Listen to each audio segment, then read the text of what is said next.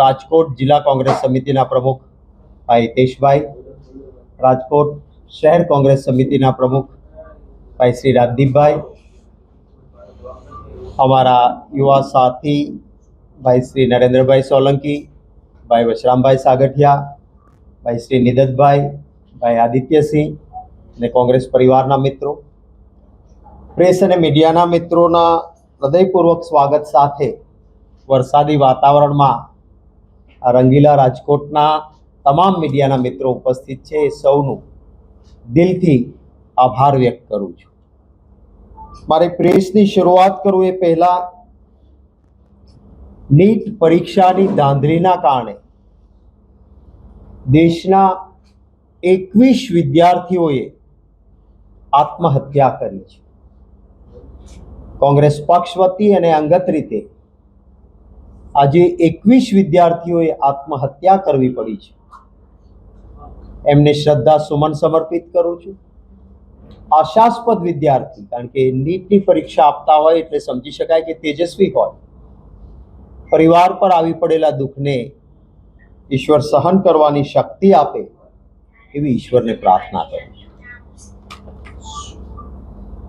આપણું દેશનું બંધારણ, ભારતનું બંધારણ દુનિયાભરમાં શ્રેષ્ઠ લેખિત બંધારણ કહેવાય છે. બાબા સાહેબ આંબેડકરની અધ્યક્ષતામાં ડ્રાફ્ટ બન્યો અને આઝાદીના સમયે નિસ્વાર્થ રીતે દેશ માટે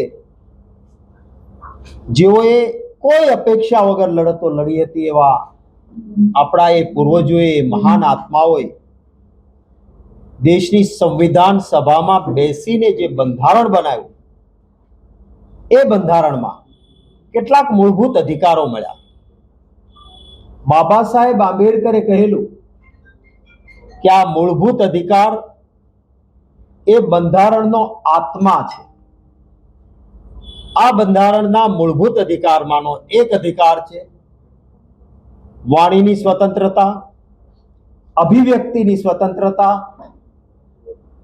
કોઈ પણ હથિયારો વગર શાંતિપૂર્ણ ધરણા, પ્રદર્શન, દેખાવો, રેલીઓ, સરકારની નીતિઓ પસંદ ન હોય તો એના વિરુદ્ધ પણ અવાજ ઉઠાવવાનો દેશના દરેક નાગરિકને બંધારણીય અધિકાર પ્રાપ્ત થયો છે. આજ સુધી ક્યારેય પણ ન બની હોય એવી ઘટનાઓ વારંવાર બને છે. કદાચ કોઈ વડીલ જૂના પત્રકાર મિત્રો હશે અથવા આપ એને પૂછ્યો તો ખ્યાલ આવશે. કોંગ્રેસનું શાસન હોય કે અન્ય શાસન રહ્યા આપણા ગુજરાતમાં જે સચિવાલય છે ને એ સચિવાલયના પાસેનો જે ચોક ચ રોડ ઉપરનો, જેને ચ5 કહેવાય છે, બિલકુલ સચિવાલયની ફેન્સિંગ પાસે આ ચ5 પર સરકાર વિરુદ્ધ ગુજરાતમાંથી જેને આંદોલન કરવું છે, દેખાવો કરવા છે, એને ત્યાં ધરણા માટે ચ5ના કોર્નર પર જગ્યા અપાતી અને જે સરકાર રહેતી એ સરકાર છાંયડો અને પાણી સરકાર વ્યવસ્થા કરી દીધી. કારણ કે ધરણા પ્રદર્શન સરકારો માનતી હતી કે આ બંધારણીય અધિકાર છે. આજે તમે પત્રકાર મિત્રો પણ તમે કયો ત્રિકોણ ચોક ઉપર અમારે ધરણા દેવા છે એટલે પહેલા પોલીસ કહે છે પરમિશન માંગો. શેની પરમિશન માંગો? આજે દિલ્હી ખાતે યુવાનો શાંતિપૂર્ણ રીતે રેલી નીકળી હતી. કોઈના પાસે હથિયાર નહોતું. માત્ર ને માત્ર અહંકારના કારણે, એક બર્બરતાથી યુવાનો ઉપર જે લાઠીચાર્જ આપની કેમેરાની આંખોએ બતાવ્યું છે. 12 વર્ષની દીકરીની પીઠ પર ફટાફટ લાઠીઓ પડતી હોય આપણે જોઈ. દિલ્હીની હોસ્પિટલમાં આઈસીયુમાં 19 વર્ષની દીકરી જીવન મરણ વચ્ચે ઝોલા ખાય છે, આઈસીયુમાં છે. આવા અનેક વિદ્યાર્થીઓ ભારતીય જનતા પાર્ટીની બર્બરતાના કારણે એનો ભોગ બન્યા છે. આપ કલ્પના તો કરો, આ દેશમાં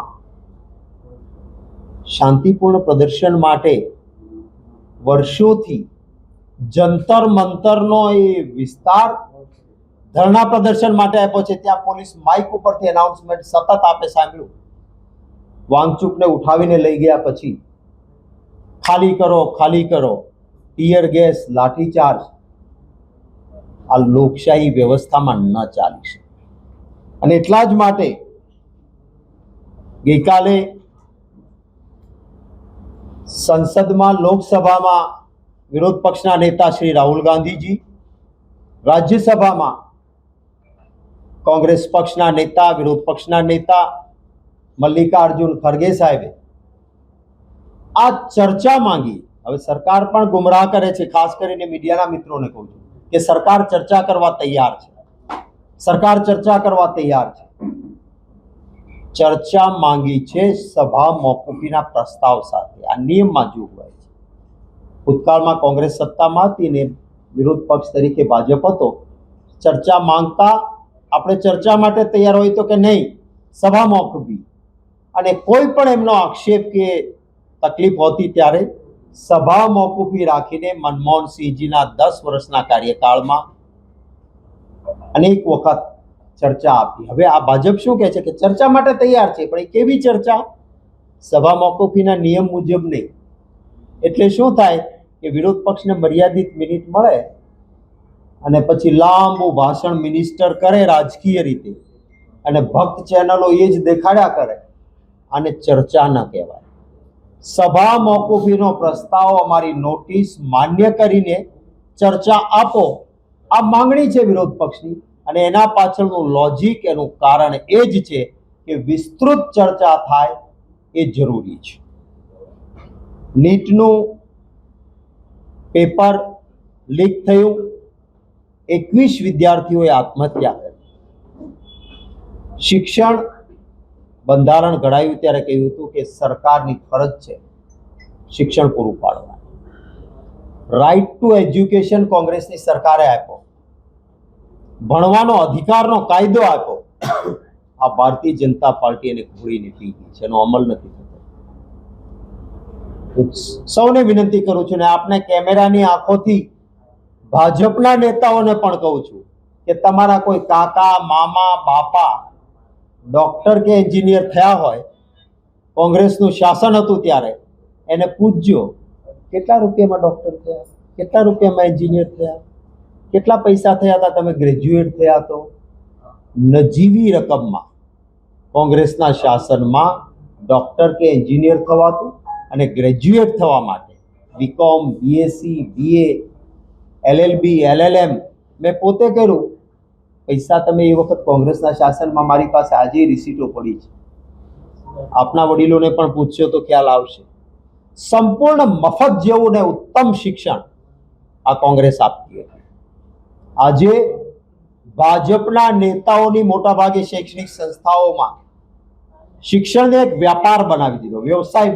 નીટનું પેપર જે રીતે લીક કરવામાં આવ્યું, અને પરીક્ષા નીટની એ કોણ આપે? ભવિષ્યમાં એ ડોક્ટર થવાનો છે. જે માણસ પૈસાના જોરે પેપર લીક કરાવીને ડોક્ટર બનશે, તેજસ્વી વિદ્યાર્થીને બાજુમાં રાખીને, એ ડોક્ટર આવતા દિવસોમાં જે કોઈ લોકોના જીવન સાથે ચેડા કરશે, એટલા માટે પણ ગંભીરતા છે. 22 લાખ વિદ્યાર્થીઓએ નીટની પરીક્ષા આપી, ફરી પરીક્ષા લેવાની. આપ કેટલાક મિત્રોએ, ઇન્વેસ્ટિગેટિવ જર્નાલિઝમ કરનારા મિત્રોએ પણ એના ખર્ચનો આંકડો મૂક્યો હતો કે 22 લાખ વિદ્યાર્થી નીટની પરીક્ષા આપે, તૈયારી કરે, ક્લાસીસ કરે, એ 22 લાખ વિદ્યાર્થીને ફરી પરીક્ષા આપવાની થાય તો એનો ખર્ચ કેન્દ્ર સરકારના આખા વર્ષના શિક્ષણના બજેટ કરતા પણ આમ નાગરિકો ઉપર વધારે આવે. આટલો મોટો ખર્ચ આવે. અને ત્યારે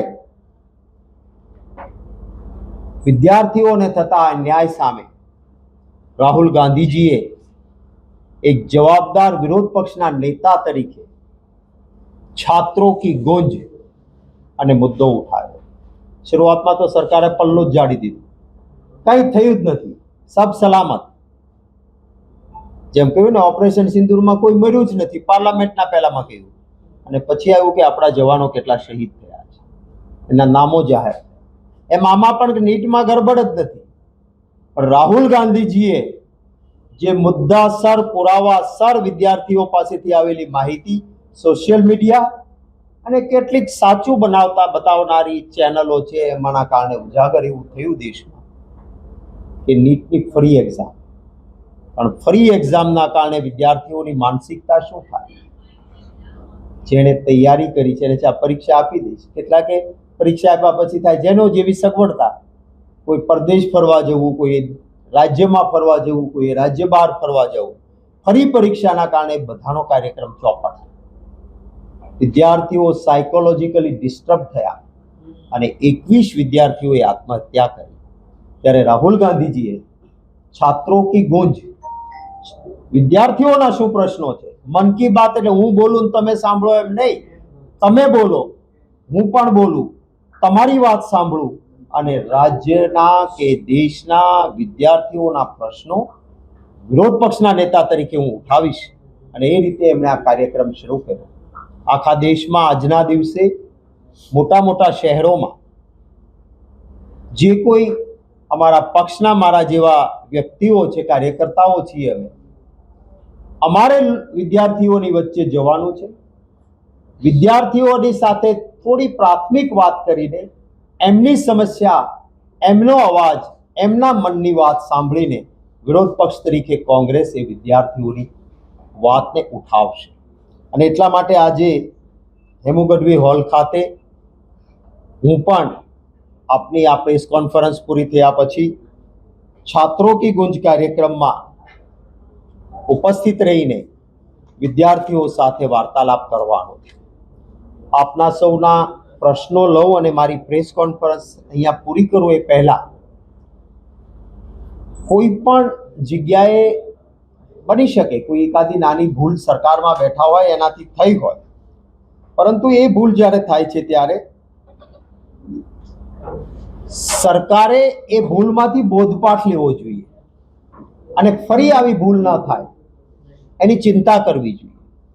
2024માં નીટનું પેપર લીક થયું, એપી સેન્ટર ગુજરાત નીકળ્યું, ગોધરામાંથી હકીકત પકડાણી, કલેક્ટરે FIR કરવી પડી અને જે પકડાણા એ ભાજપના હોદ્દેદાર પણ નીકળ્યા। એમાં એક પણ ના ઘરે બુલડોઝર ન ગયું, મોકલે છે બુલડોઝર પાડવા, તમારી ટીવીની ચેનલમાં દેખાય, કોઈ નાનો બેટો બિચારો ગરીબ તોમતદાર હોય ને એને ટાંટિયામાં એટલે લાકડીઓ મારી હોય કે પેલો ઊભો રહી શકે નહીં કે ચાલી પણ શકે નહીં। આ ગોધરામાં નીટમાં જે પકડાયા એને ભાજપને ફંડ આપ્યું હતું એ સંસ્થાએ, એટલે એને ત્યાં બુલડોઝર ના ગયું, એના કોઈના ટાંટિયા ના ભાંગ્યા। અને 2024માં મેં પાર્લામેન્ટમાં નીટના પેપર વિશે વાત કરી હતી, ત્યારે સરકારે જો બોધપાઠ લીધો હોત તો ફરી નીટનું પેપર 2026માં આ રીતે લીક ન થયું હોત। હું મારી એ વખતની થોડી સેકન્ડની વિડીયો છે आपने बताविश અને એ પછી આપની પ્રશ્નોનું સ્વાગત। बाहर के स्टेट के कहा गया कि गोधरा के ये 2 सेंटर का ऑप्शन दो, गोधरा के वो 2 सेंटर का ऑप्शन लेके ब्लैंक चेक 7 लाख कैश दिया गया।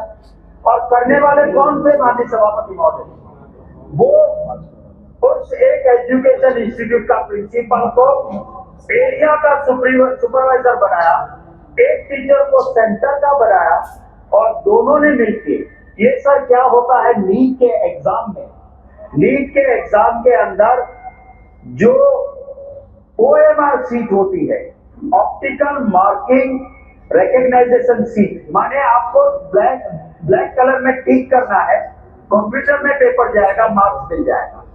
उसको कहा गया कि आपको जिसमें आता है उतना ही टिक करो, बाकी ब्लैंक छोड़ो। और फिर कलेक्टर ने एफआईआर क्यों की? क्योंकि उसके पास सीसीटीवी फुटेज आए कि जो पार्सल जाना था कुरियर में बैंक के थ्रू, उसको हाईवे के थ्रेशोल्ड में रोक के, जिससे सेटिंग हुई थी, उनके पेपर्स निकाले, वहां पे टिक की 710 में से 710 मार्क्स मिल जाए, उस तरह का अरेंजमेंट था। और उसीलिए कलेक्टर ने कहा कि हाँ, this is the right document, right proof, और उन्होंने एफआईआर करवाई। और एफआईआर के बाद ये सारी चीजें बाहर निकल के सभापति महोदय आई है। हम कंसर्न है सर, एक गरीब का बेटा मेहनत कर रहा है, एग्जाम देने जाता है, और उसकी हालत, एक पैसे वाले का बेटा नीट में लाखों रुपया देके अगर एडमिशन ले लेगा, उस गरीब की बच्चे की हालत क्या होगी, उसके लिए मैं कंसर्न हूं, और इसलिए कह रहा हूं। और ये जो करने वाले लोग हैं, वो करने वाले लोग बहुत बहुत बड़े लोग। मैं खुद एक एजुकेशन मिनिस्टर रहा हूं सर। गुजरात की परंपरा, महात्मा गांधी जी के स्टेट की परंपरा ये रही कि प्राइवेट इंस्टीट्यूट में कोई मंत्री इसका इनोग्रेशन में नहीं जाएगा, क्योंकि कल को अफसर वो प्राइवेट इंस्टीट्यूट गलत करेगी तो उसको कैसे रोक पाएगा। कभी भी हम नहीं जाते। मुझे दुख है कि ये जो इंस्टीट्यूट गफलत में पकड़ी गई, उसका चेयरमैन आज जेल में है।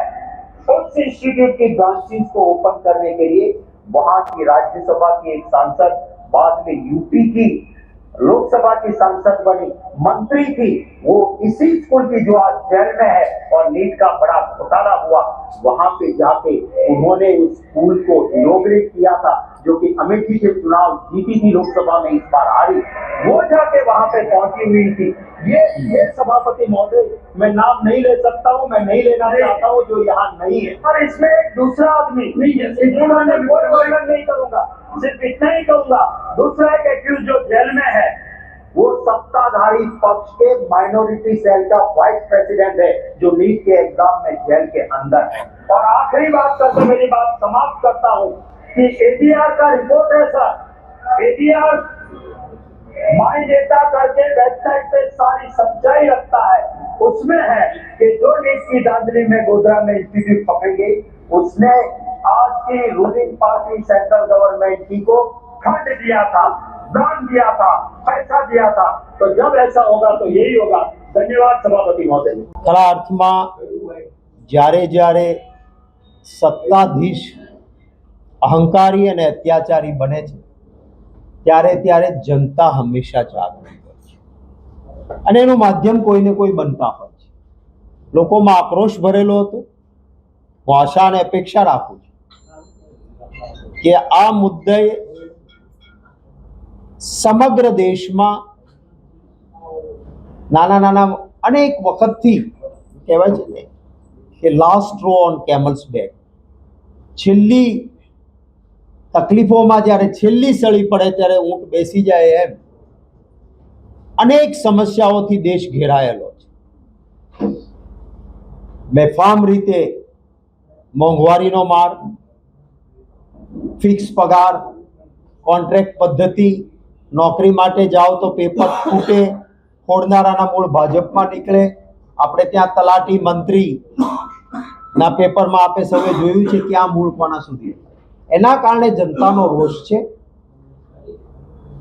સોનમ વાંગચુકે સતત જીવના જોખમ સુધી, એના મસલ્સ ગળવા માંડ્યા ત્યાં સુધી ઉપવાસ કર્યા, જબરજસ્તીથી ઉઠાવીને હોસ્પિટલમાં એને લઈ ગયા, અને હતું કે આંદોલન તૂટી જશે.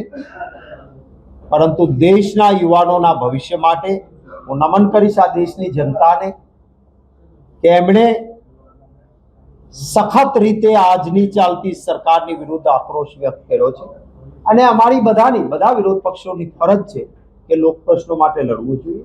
કોઈ પણ નામ આપો, સોનમ વાંગચુકજીની મૂવમેન્ટ હતી, કોઈ પોલિટિકલ નહીં, નોન પોલિટિકલ મૂવમેન્ટ ચાલી, અને હું આશા રાખું છું કે મૂવમેન્ટને તોડી દેવા માટે, કારણ કે આપણા અહીંથી ગયેલા બે ત્યાં બેઠા છે એને હું નજીકથી ઓળખું છું, એટલે હવે કોઈના કોઈ રીતે શામ દામ દંડ ભેદ નહીં, ઈડી સીડી સીબીઆઈ થી પણ આગળ વધીને કોઈને ફસાવાના કે સામે સામે મૂકવાના પ્રયત્નો થશે, પરંતુ દેશની જનતા જાગી છે ત્યારે જરૂર આમાં ન્યાય થશે. પીએમ હાઉસ સામે ભૂતકાળમાં ભારતીય જનતા પાર્ટીએ કોંગ્રેસની શાસનમાં અનેક વખત પ્રયત્નો કર્યા છે, ધરણા પ્રદર્શન કર્યા છે, ક્યારેય કોઈને મોટા નેતાઓને ઉઠાવીને નથી. ત્યાં જનારા સંસદ સભ્યો હતા, વિરોધ પક્ષના નેતા હતા, કોઈ આતંકવાદીઓ નહોતા. જ્યારે તમે સંસદમાં સભા મોકૂફીના પ્રસ્તાવના નિયમ મુજબ ચર્ચા કરવા તૈયાર ન હો, 21 વિદ્યાર્થીઓએ આત્મહત્યા કરી હોય, આજે બર્બરતાથી રોડ પર દોડાવીને, તમે કેમેરાની આંખે જોયું હશે કે કેટલા ચપ્પલ સેન્ડલ દીકરીઓના છોકરાઓના કેટલા રજળતા હતા, સેંકડોની સંખ્યામાં, અને જે બર્બરતાથી લાઠીઓથી મારવામાં આવ્યા, એ પછી ક્યાં જાય? અને એ પણ જવાબદાર વ્યક્તિઓ પીએમ હાઉસની સામે ગયા, એમાં એમને તકલીફ પડે છે. આ ભારતીય જનતા પાર્ટીને દેશની જનતા ઓળખશે જરૂર કે વિરોધ માટે ત્યાં જઈને શાંતિ રીતે ત્યાં બેઠા છે. એમના કોઈના હાથમાં પથ્થર નથી, કોઈએ પીએમ હાઉસનો ગેટ તોડવાનો પ્રયત્ન નથી કર્યો. બંધારણીય મૂળભૂત અધિકાર, ધરણા પ્રદર્શન દેખાવ, ક્યાંય બંધારણના મૂળભૂત અધિકારમાં એવું નથી લખ્યું કે પીએમ હાઉસ પર નહીં જવાનું. અને જનારા કોઈ ટોળા લઈને અમે ધાર્યું હોત, આખા દેશમાંથી એલાન કરીને લાખો કાર્યકર્તાઓને ભેગા કરીને પીએમ હાઉસમાં તોડફોડ કરી હોય, કાયદો હાથમાં લીધો હોય, એવું તો નથી. સંસદ સભ્યો ધરણા માટે ભૂતકાળમાં પણ સ્વર્ગસ્થ રાજીવ ગાંધીના સમયમાં બોફોર્સના નામ પર, જે બોફોર્સ તોપ જ કામ લાગી કારગિલનું યુદ્ધ જીતવામાં, રાજીવ ગાંધીજીની સોચ સમજથી આપણે કારગિલ જીત્યા હતા. એ વખતે રાજીવ ગાંધીજીના ઘર સામે પણ ભાજપે ધરણા દીધા હતા. અમે તો કોઈ આખા દેશમાં એવું શું કામ ધરણા દીધા? ખરી વાત એ છે કે ચોરી ઉપર સીના ચોરી આપણે ત્યાં કહેવાય છે. ભૂતકાળમાં એક ટ્રેનનો અકસ્માત થતો, રેલ મંત્રી રાજીનામું આપતા, મોરલ રિસ્પોન્સિબિલિટી, એ મારી નૈતિક જવાબદારી છે. એક પ્લેનનો અકસ્માત થયો, કોંગ્રેસના સિવિલ એવિએશન મિનિસ્ટરે રાજીનામું આપ્યું. દૂરના સગા એક ભાણેજ ઉપર નાની એવી ફરિયાદ થઈ એફઆઈઆરની, પવન બંસલ રેલ મંત્રી હતા, એનો કોઈ રોલ નહોતો, પણ કહ્યું કે નીતિમત્તા, મોરલ બેઝ પર હું રાજીનામું આપું છું. 21 વિદ્યાર્થીઓએ જેના કારણે આત્મહત્યા કરવી પડી, જેણે વારંવાર નીટમાં ધાંધલી થઈ, તો એ શિક્ષણ મંત્રીનું રાજીનામું ના આપી શકાય? એમાં દુનિયા ઊંધી પડી જવાની છે. સોનમ વાંગચુક મરણ પથારી સુધી પહોંચે, આટલા વિદ્યાર્થીઓ રોડ પર ઉતરે, તો એક શિક્ષણ મંત્રી નૈતિક જવાબદારી ના સ્વીકારી શકે? એટલે સત્ય એ છે કે ચોરી ઉપર સીના ચોરી, દેશની અને ગુજરાતની જનતા આ ભારતીય જનતા પાર્ટીને માફ નહીં કરે. અમદાવાદમાં વિરોધ ચોક્કસ કહીશ કે ધરણા પ્રદર્શન દેખાવો એ ફંડામેન્ટલ રાઇટ, મૂળભૂત અધિકાર બંધારણે આપેલો છે. ત્યારે ડરી ગયેલી ભારતીય જનતા પાર્ટીની સરકાર સત્તાની ખુરશી જશે એમ માનીને જેલમાં નાખવાનું કામ કરે છે. મારે એમને કહેવું છે કે જેલમાં નાખવાથી, હું કોઈને કંસ નથી કહેતો, હું કોઈને અન્ય નથી કહેતો, એટલે એમાં જોડતા નહીં સાથે કે હું આ ભાઈને કંસ કહું છું કે આને અંગ્રેજ કહું છું, એવું નહીં. પણ કંસે શ્રી કૃષ્ણને ના સામે આવી શકે એટલા માટે જેલ ભરવાનું કામ કર્યું હતું. અંગ્રેજોએ સ્વાતંત્ર્ય સેનાનીઓને જેલમાં નાખવાનું કામ કર્યું હતું, તો પણ એમની સત્તા સલામત નહોતી રહી. એટલે જેટલા દેશના યુવાનોને, કાર્યકર્તાઓને, કોંગ્રેસ કે વિરોધ પક્ષને કે સમાજમાંથી નીકળેલો કોઈ પણ જાગૃત નાગરિક એને જેલમાં ભાજપ નાખશે, તો એનાથી એમની સત્તા સલામત નહીં રહે.